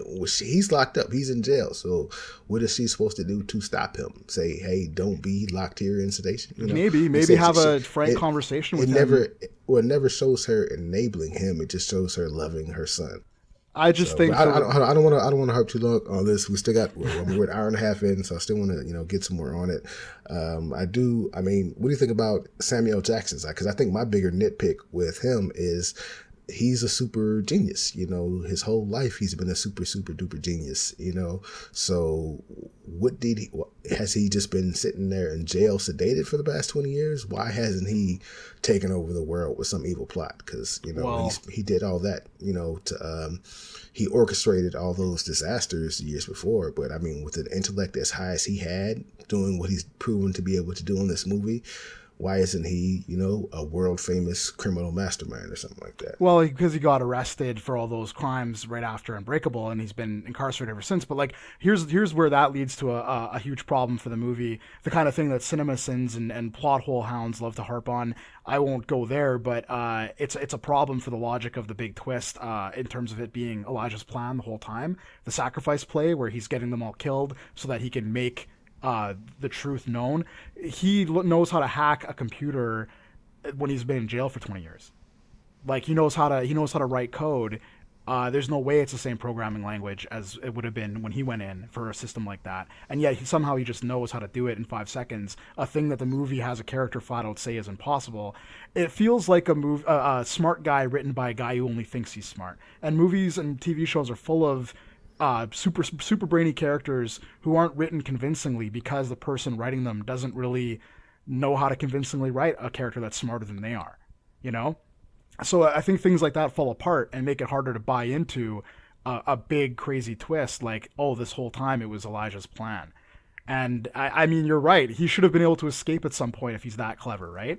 Well, the thing, because he's so intelligent, that wasn't really a problem for me. I just assumed somewhere along the line he learned to code, So he's been locked up so long, and if he was able to escape, after 3 days, I have no problem believing somewhere along the line in his many adventures off screen he learned to code. So it's a bit of a nitpick. It's not like it doesn't ruin the movie or nothing. Like if that would have been the only thing, I wouldn't have walked out being like, fuck this movie, it's unrealistic. It's not a big deal to just, it's kind of like, but it's like your point about Black Manta in Aquaman, where we never see him really, like we don't really have any reason to believe he can like do what he does.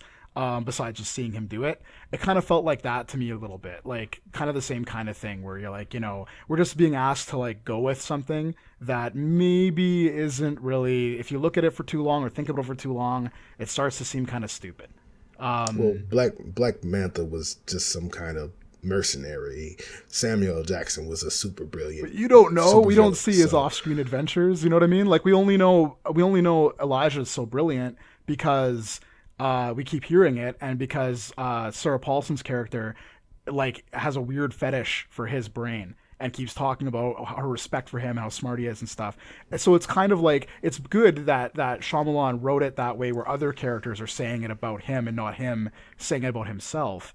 But at the same time, it's like the kind of hand-holding and kind of lazy writing and exposition-heavy writing that I'm talking about, where we're told things over and over again, and I'm not necessarily convinced by what we see a lot of the time. So I won't harp on it. Well, tell me what you didn't like about the Bruce Willis, because I guess you were alluding to the fact that you had issues with his performance. Not issues. I just don't think he's in the movie very much, and he doesn't do a whole lot. Like, it was nice. There's a little bit at the beginning where you can see that he's not the depressed shuffling corpse that he was in Unbreakable, before he realizes like what his true purpose is. That's what the movie's sort of about. It's about a depressed guy who doesn't know why he's depressed, and his life is kind of slowly imploding, and then he realizes that he was destined for this grand purpose, and he wakes up. he starts to have feelings again and becomes more whole. In this movie, we get for a very brief moment to see that guy, to see him bantering with his son, to smile a little bit and feel whole. But it's not much of a performance, and he's barely in the movie from then on. So people waiting to watch a movie where Bruce Willis acts like he gives a shit again, they're not going to get it out of this, I don't think. I agree that he looks the part, but I don't think it's a part that asks that much of him besides just to stand around and look a certain way. Well, once again, I think that's where we disagree, because you're putting your thoughts about the movie on as a universal thought, because you said people came to see Bruce Willis and I didn't. The movie's called Mr. Glass, so I didn't think I was seeing a Bruce Willis movie.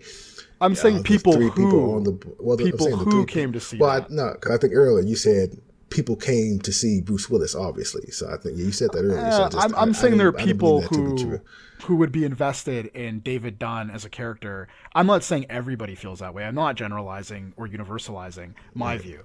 I'm saying, like, I mean, I'm having a hard time wrapping my head around you saying this when you're a big Unbreakable fan. Like, what exactly, like, what was the character that you cared about in that movie then, if not Bruce Willis, and of course Elijah too, you know, and he's in this, the movie's named after Elijah's character, so it's not like he's short shrifted here. But I mean, did you not care what happened to David Dunn? Well, no, I did, but I didn't expect this to be his movie, so I wasn't coming to see a Bruce Willis movie. You had Unbreakable, you had Split, and now you have Mr. Glass. So I expected Elijah to be kind of the central ideology behind this movie, because and Bruce it does Willis do was that. the first one. Yeah, so I didn't come to see a movie surrounding Bruce Willis. I expect him to be the main character here. I thought this would be about Mr. Glass and his deeds, and it was. Yeah, it is. But do you feel like he has an equal part in it to to James McAvoy or even the family member characters or Sarah Paulson? Because I don't think he does, and that's the problem. It doesn't need to be about him, but he needs to be an equal part in this kind of trinity that they're doing. And he's not. Like, he has the least dialogue in the movie. Agree with that as well. I think everybody was pretty much equal here, and I guess maybe you're saying he should have had a 40% of the movie rather than an equal part, since this was his movie. But I think everybody was pretty much equal, and I think the end kind of what's the word I'm looking for? Contextualized it, being that this was his movie. You know, the whole, everything was being orchestrated by him. So even though he didn't necessarily have a whole bunch of screen time, the end really makes you realize you were watching his movie, and especially all throughout it. You know, you could tell he was planning everything. You know, he's the mastermind. So I had no issue. Yeah, and I'm fine with that. Just remember, I'm not saying that it should have been David Dunn's movie or it should have been Unbreakable too.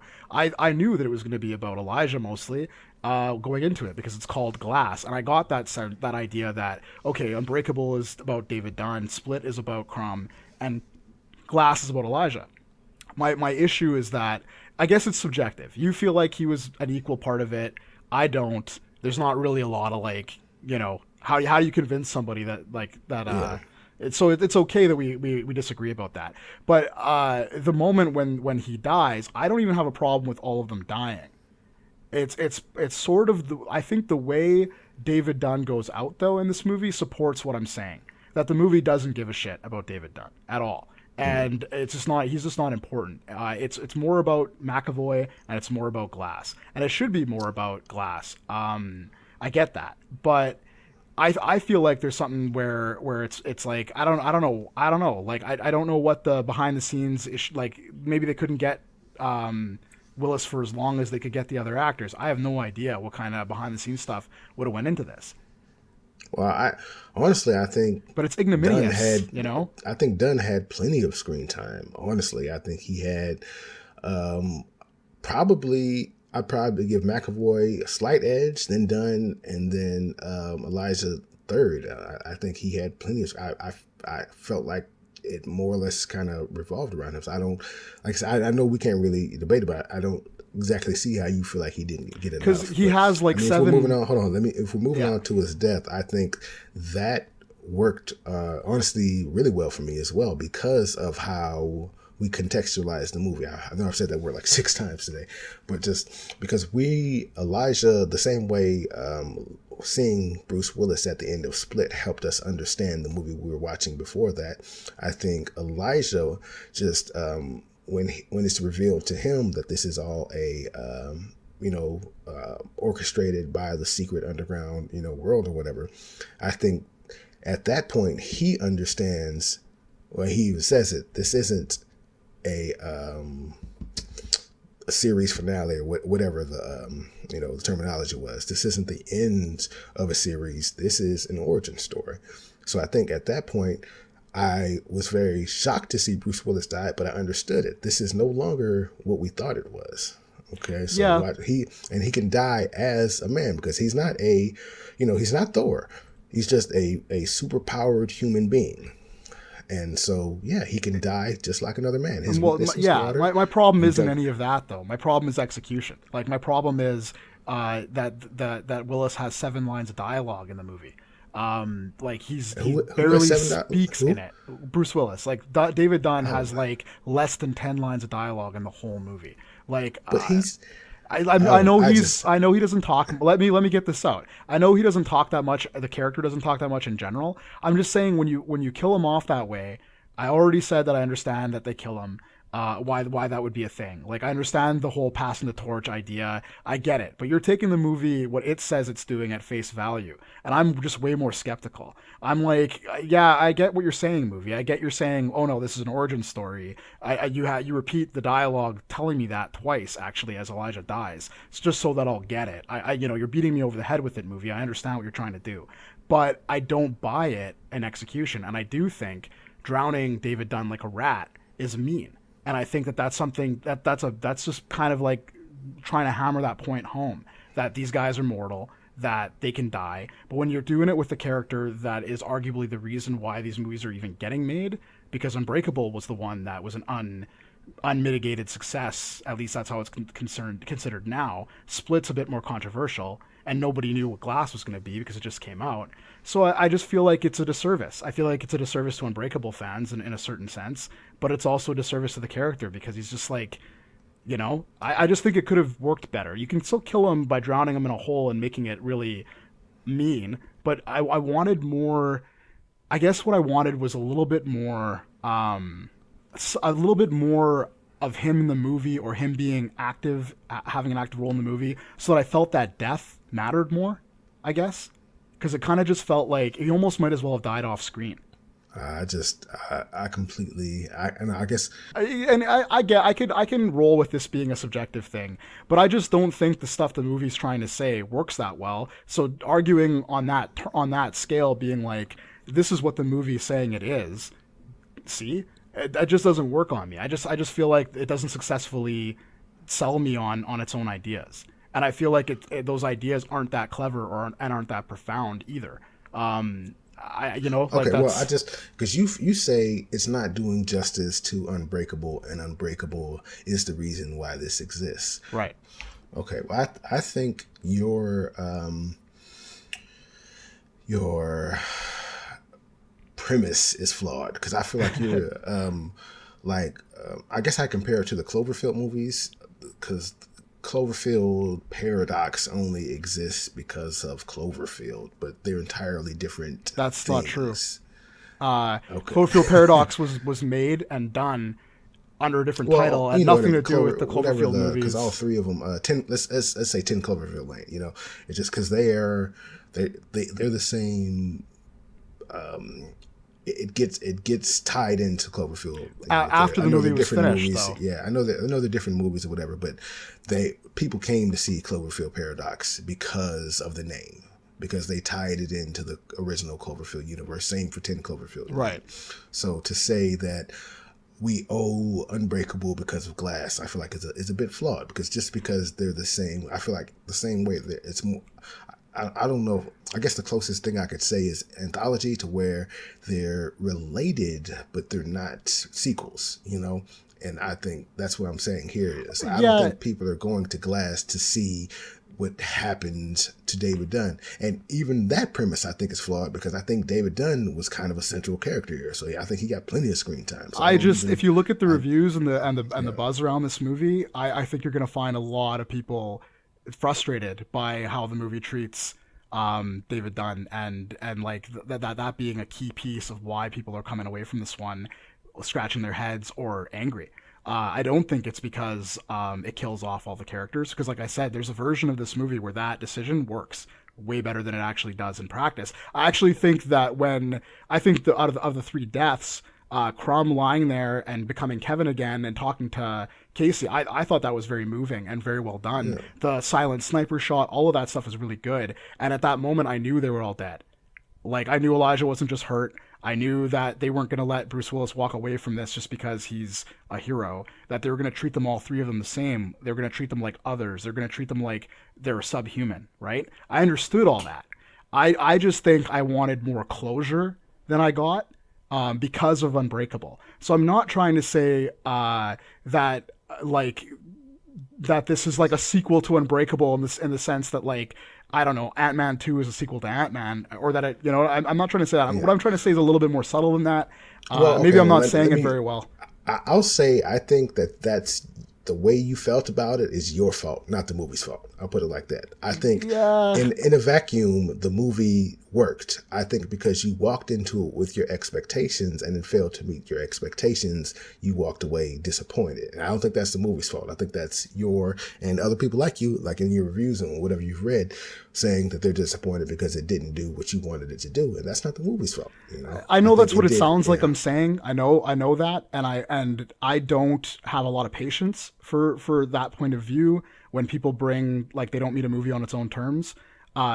So I can just imagine how, like, if you think that's where I'm coming from, how frustrating it must be to listen to me. It's like this guy just doesn't get it all. He's mad at the movie for not being what he wanted it to be. I can see how that might be how I sound, but I keep trying to hammer this point home that it's not a problem with the movie not being what I wanted. That's only a little piece of this that I've repeatedly acknowledged is subjective. What my problem is that even what it ends up being is not executed well. And we haven't spent enough time talking about that. And we're not really going to get a chance, but like, there's a lot of I've alluded to some of the writing problems in this movie, the reliance on exposition, the failure to properly support certain twists, or, well, not necessarily full out twists, but turns, things like that. There are a lot of problems like that in this movie that have dogged Shyamalan's whole career. Almost every movie he has that he's written has some of the same writing mistakes, or if not mistakes, then hang-ups or things that make the drama work a little bit less well than maybe it could if it was slightly different. So I mean, there's definitely some salient, not Evan being the one saying it, points that I want to make about this movie and why I think that it's ultimately bad. But yeah, I mean, there's definitely some truth to the idea that some of my disappointment comes from wanting more of a little bit more of David Dunn, a little bit more, closure with that character. So I think you walk away from it at the end of the day, it worked on face value for me. For what it said it was, I believed it. I saw it as a comic book movie. It 100% worked for me for being what it said it was, as the script was. I loved it. I think you, like I said, it may not be how you feel, but just kind of what you're coming across as. I feel like you're wanting it to be different than what it was, and it didn't work for you. But I think I just loved it for what it was and what it said it was. But you didn't see it that way. No, and I didn't think a good way to kind of summarize what I'm saying is I don't think the movie is what it says it is. And that's a problem. That's not me. I mean, like, when you criticize a movie at all, right? You're essentially saying that you have a problem with the movie not being something different than what it is, right?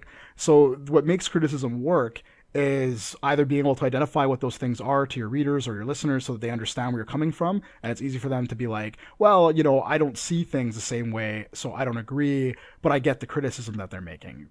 From the perspective they're giving it and the argument they're making, that criticism makes sense.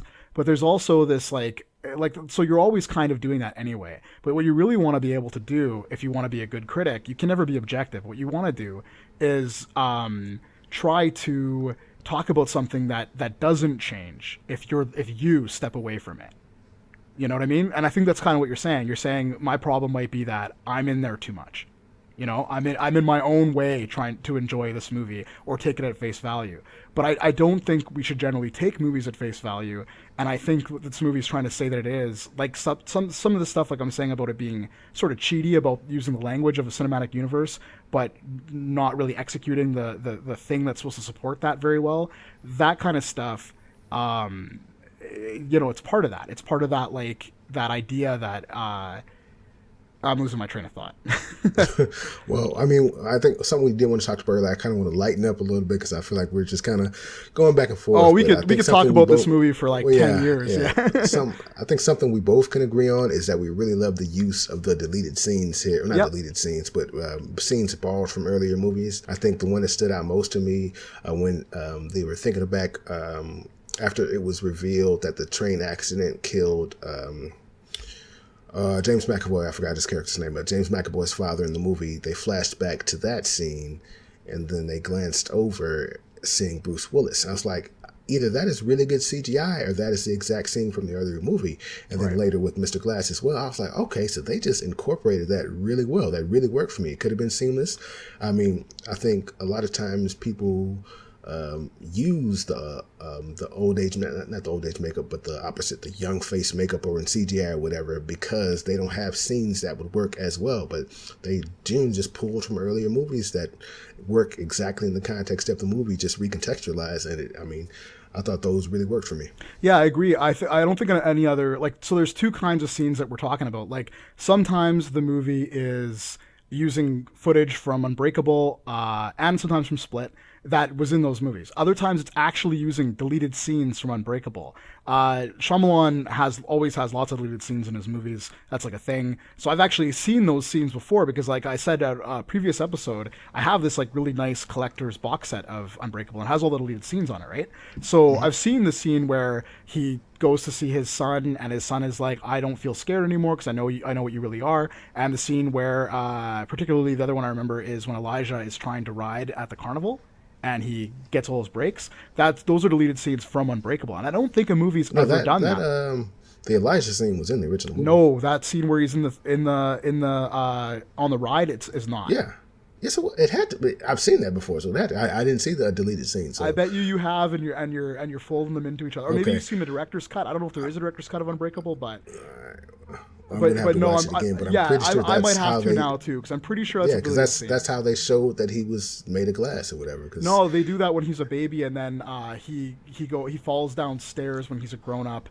And we see one scene where he's a kid. Okay, well, we're gonna discuss this in the corrections for next week. Yeah, next week let's revisit that because my wife wanted to watch it again anyway, so I probably will watch it this week. Well, we'll see. I'll take your word for it if you watch it again, and I'll believe you. But no, I'm pretty sure. But anyway, it doesn't matter if that particular scene is a deleted scene because they use deleted scenes in the movie anyway. They definitely do, even if that's not one of them. And that I don't think that's really been done before. Which is kind of cool that you can not like some people are calling it out like it's a bad thing or a flaw somehow, but I don't think it is. I think that's it's kind of amazing that we're at this time and place with making movies where you can do stuff like that. Yeah, and I think, I mean, no matter how good they say it is, I think, you know, looking at Robert Downey Jr. 20 years later, there's that uncanny valley. I know it may look good, but you know you're not looking at his actual face. You know you're just looking at a really good CGI makeup. And there's something just, you know, undeniably better about seeing something crisp. You know, you know you're looking at a young Bruce Willis face, not a aged makeup or CGI'd 20 years younger Bruce Willis face. Yeah, there's something that feels authentic about it. And like, I mean, the other thing too is that it's practical. Like, they did not have the budget to do the de-aging techniques that Marvel and DC do. Like, and I mean, yeah, you're right about Robert Downey Jr. being distracting looking in Age of Ultron when they age him down, but or Johnny Depp in the Pirates of the Caribbean movie, the latest one where they age him down. But actually, I kind of thought it worked really well on Aquaman, and before that, I was really skeptical of that technology. But I guess I think if you have the budget for it, go for it, try it, try to perfect it. But it was nice to see a different approach to the same problem here. Yes. Well, and speaking of the budget, something I wanted to mention, because when they laid the Chekhov's brand new opening of a building at the beginning of the movie, Right. I was like, they're going to take it there. And then they were breaking out and they were like, we got to go to this building. I was like, I didn't know they had the budget for that. That's going to be that they're going to take it there. So then when it kind of got outside and they both met, I was like, okay, there's no way they're going to go from everybody being out here to everybody being outside the other movie. Right. So And I mean, because they do the exact climax they would have done at the building right outside of the thing. And that's why Sarah Paulson's character is trying to get everybody away from the windows. Mm-hmm. At first, she just doesn't want anybody to see it, but then she doesn't realize what the camera is, which is one of the big twists. I just want to point out for the kids at home that I am not going to be one of those people pissing on this movie because it doesn't go to that tower and have a big crazy superhero showdown. I am totally fine with the action that's in Glass. I did not need to see a bunch of Marvel style spectacle. So that there are going to be people who come out saying, "Oh, what a cheat! They said that they were going to do this big showdown and they don't do it." Those people are wrong. Don't listen to them and don't take their candy if they offer you any. Yeah, I mean, I think it had to be obvious from day one when she said, they showed everybody putting up the cameras. I mean, they're not doing that for no reason. So you called? Did you call that? Like, did you figure out the whole time that it was Glass's plan? I mean, at the end, I did, because when they didn't flash back to the cameras, I was like, there's no reason, there's no way they set that up for no reason. Right. And then when they died, I was like, oh, he definitely recorded everything. And I thought that twist was good. I thought that, like, I want to point that out too, because I did criticize the whole hacking thing earlier, but like, I did think that Glass, it being Glass's master plan, because he doesn't come into the movie till like a half an hour through it, and then we only see him in basically a vegetative state for like another half an hour after that. So the movie we don't really get to see Glass, like Elijah again, until well over halfway through the movie, and then it's kind of his movie from then on. So that twist really worked for me, that it was his plan the whole time. I like that part of it. It's another thing I wanted to point out, because I've said all the things that I don't like about the movie. We got on and on about that, so I'm trying to think of things that I did like so I can point those out. Like, we talked about James McAvoy's performance. I really like that. I really like the role that empathy plays in this film. I think understanding it as a story about empathy and healing, I think that's a good way to read the movie, at least half of the movie. So things like that I did like. And you may not have enjoyed this, but I really like the psychological aspect of it, to where it made me even doubt, are these guys just regular folks, and is this all fake? And well, I know it's really a big cheat, because they say, oh, well, the bars were old and that kind of stuff. I mean, it's cheating for you to tell me something that I have to then doubt. So, that brings me to one of my non-subjective points about it. I didn't like. That doesn't work. The movie spends like more than a half an hour trying to convince the characters that they're actually nuts. And so the idea is that I know that Shyamalon is trying, like, through the writing and through the way that those scenes are they're lengthy and the same points get repeated over and over again. And they're very expository, so things are constantly being explained to us over and over, like how the bars got bent and stuff. I don't think it works. I think it's a cheat, not because of the reason you gave, but because we saw the beginning of the movie. We saw them hurling that table around. We've seen them do superhero stuff already, or superhuman stuff. I didn't buy for a single minute, not a second, that they're actually crazy the whole time. And I didn't think Shyamalon would be dumb enough to end the movie with like some kind of montage showing that, oh, everything we thought we saw was just in the heads of the characters. I was really worried for a little while that he was going to do that. That his end point of the movie was going to be, oh no, they were crazy the whole time. Here's what really happened. Here's some footage of all these scenes we've already seen, and they're actually throwing like a card table around. They only think they're throwing a huge heavy table around. They're not really bending like rebar. They're bending, you know what I mean? I was really scared for a minute that he was going to try to do that. And to me, he went far enough down that path.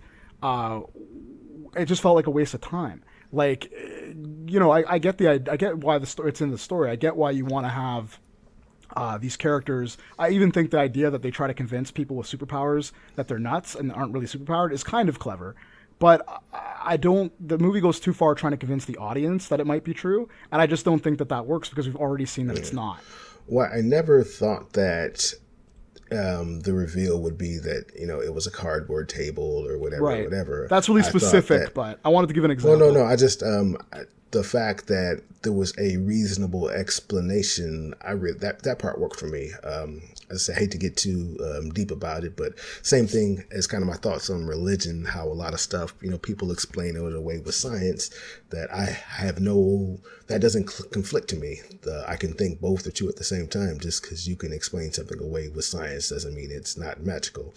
I think I was having a conversation about some random nature event or whatever in, I think, Antarctica or whatever, where it kind of looks like there are multiple, it's hard to describe. It's kind of like a kaleidoscope effect that's in the actual sky. You look up and you see like 3 or 4 star-like suns or whatever, just because of the way the atmosphere is refracting light. Are you talking about sundogs?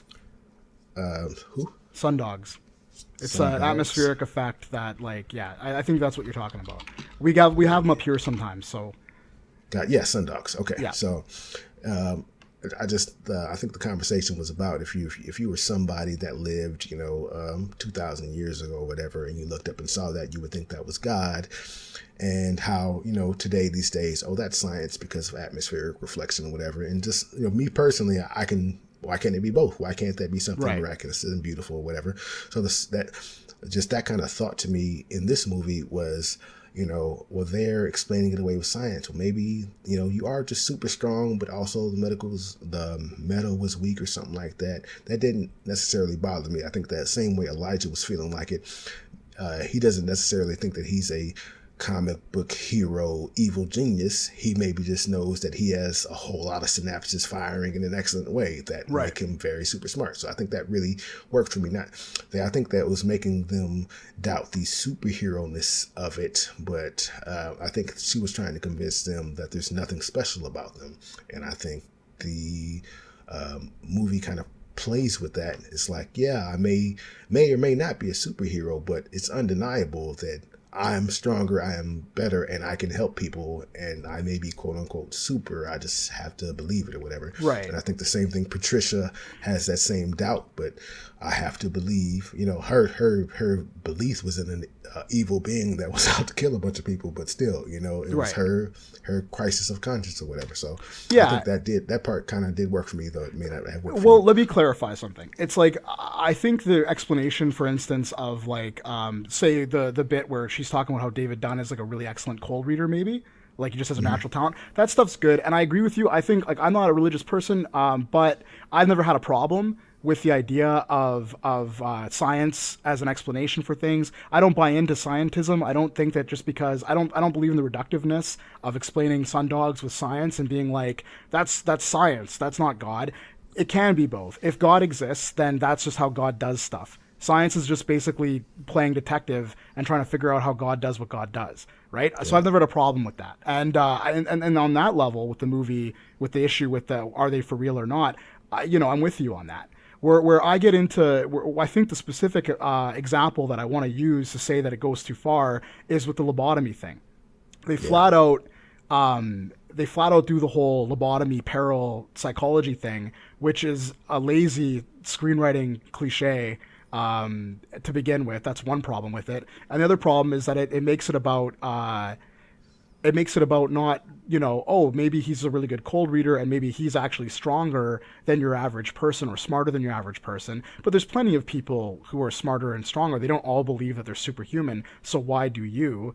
I wish that they would have stuck with the idea that it's a delusion caused by trauma and flawed thinking. But instead, they go into this whole brain damage place, which is supposed to convince the audience that they might be crazy and delusional in a way where they're actually seeing things that aren't there or imagining things. And that, to me, was just a bridge too far. And if you want to have your cake and eat it too, as a movie that's suggesting that this isn't real, and then clarifying, first showing that it is to begin with, and then clarifying later that it definitely is. You know what I mean?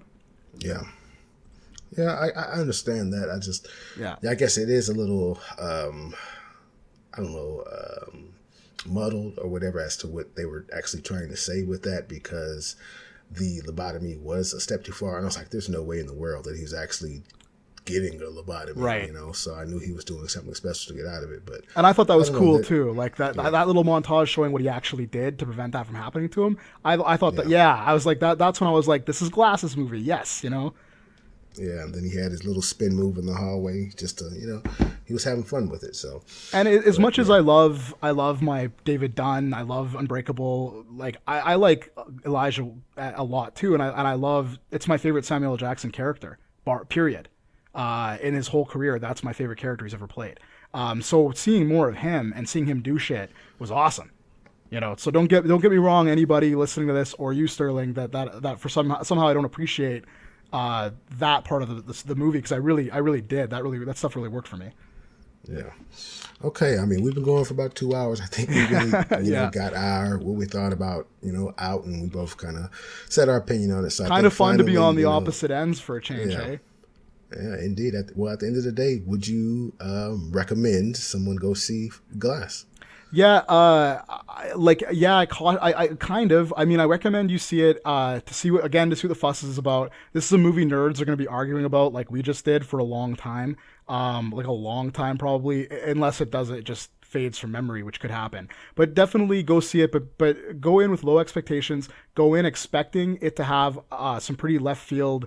Within its own context, some left field decisions that may or may not work for you. You've heard two arguments about whether it works or whether it doesn't. I think we both make some pretty valid points. I'm interested in seeing it again to see if I still feel the same way. Maybe my expectations will subside and I'll see the movie more on its own terms, if Sterling's right that's how I feel.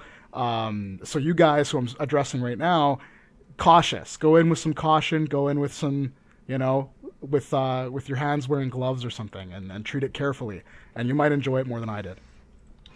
And I think you better go into this with tempered expectations. I agree with him on that front, because that's how I went in, and I walked out feeling better than expected. So if you walk in thinking you're going to see the movie of the year and it's an 8 to you, then you may walk out feeling disappointed. But if you walk in thinking you're going to see a 6 and walk out with an 8, you're going to be pleasantly surprised. And I walked out, I'd rate this a 9 out of 10 for me personally. So definitely recommend this. Hope you go see it and let us know at sirrsmovies@gmail.com what you thought.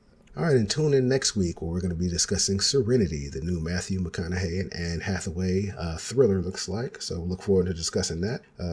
Where can we find more of your work on the internet, Evan?